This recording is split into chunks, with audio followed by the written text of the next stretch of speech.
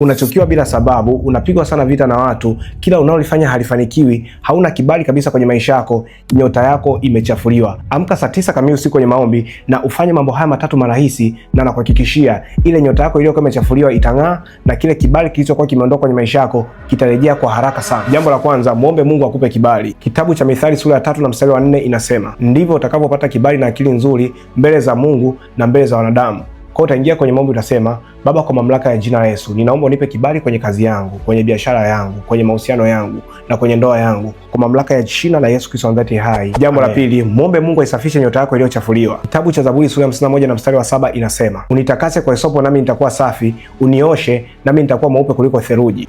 Kwa utaingia kwenye maombi utasema, Baba, kwa mamlaka ya jina la Yesu, ninaomba nyota yangu ya biashara iliyochafuliwa, nyota yangu ya kazi iliyochafuliwa, nyota yangu ya ndoa iliyochafuliwa, ninaomba siku ya leo uende ukaisafishe kwa mamlaka ya jina la Yesu Kristo ambaye hai. Na jambo la tatu, vunja kila nguvu ya giza iliyosimama kwenye nyota yako. Kitabu cha Isaya sura 54 na mstari wa 17.